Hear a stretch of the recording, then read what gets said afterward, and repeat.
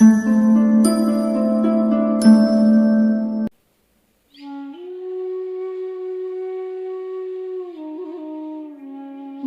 के सदा हल दे, थक ना सके हम, फुर्सत के कुछ ऐसे पल दे, दुआ है दिल से सबको, સુખદ આજ બહેતર કલ દે। મિત્રો, ક્યારેક આપણા મનમાં એવી નકારાત્મક વાત ઘર કરી જાય છે કે જે હકીકત હોતી નથી પણ આપણા મનમાં બેસી જાય છે। આપણો આત્મવિશ્વાસ ઓછો થતો જાય છે। જ્યારે ઓછા આત્મવિશ્વાસથી આપણે કામ કરીએ છીએ ત્યારે આપણે સફળ થતા નથી। જો આપણે ધ્યાનથી વિચારીએ તો આ વાતમાં મૂળમાં એક નાનો નકારાત્મક વિચાર જ હોય છે, જેણે આજે ભયંકર રૂપ લઈ લીધું।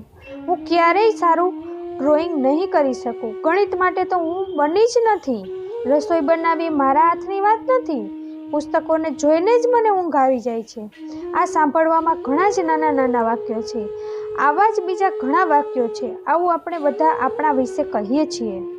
આવું કહીને આપણા ઉપર આપણે આત્મવિશ્વાસને દ્રઢ કરી લઈએ છીએ કે નિર્ણય છે તે જ આપે છે નકારાત્મક। હું તમને પૂછું કે આ બરાબર છે? એક વખતની વાત છે, એક છોકરો કૂવામાંથી પાણી પી રહ્યો હતો। તેને પાણી પીવડાવતી તેની બહેને તેને અચાનક મજાકમાં કહી દીધું કે ભાઈ, તારા પેટમાં નાનકડું જીવડું ચાલ્યું ગયું છે। હકીકતમાં તે એક નાનકડું પાંદડું હતું, પાણી પીતી વખતે ઝાડ ઉપરથી પડ્યું હતું। છોકરો તેને પાણી સાથે પી ગયો હતો। બસ તે છોકરાના મનમાં તે વાત ઘૂસી ગઈ કે મારા પેટમાં જીવડું ચાલ્યું ગયું છે, હવે હું ક્યારેય સાજો થઈશ નહીં। માતા પિતાએ તેની ખૂબ દવાઓ કરાવી, ઘણી જગ્યાએ બતાવી, પણ કોઈ ફાયદો થયો નહીં। સમસ્યાનો કોઈ ઉકેલ મળતો જ ન હતો।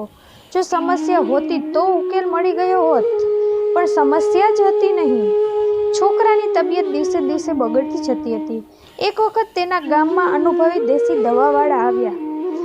વૈદ્યે તે છોકરાને અને તેના ઘરના લોકોની બધી જ વાત સાંભળી અને હસીને કહ્યું કે છોકરા, હવે તું ઝડપથી સાજો થઈ જઈશ, કારણ કે હવે તારા પેટમાંથી જીવડાને નીકળવાનો સમય થઈ ગયો છે।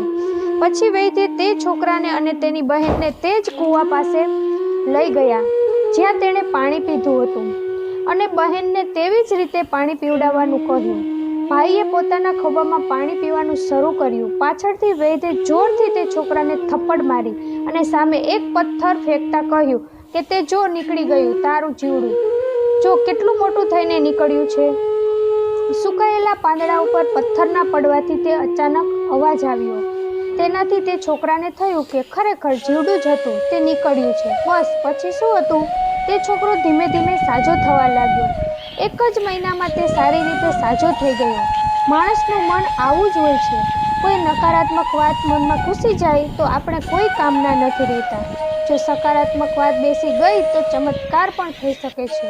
બધું જ આપણા મનનું જ ઉત્પાદન છે।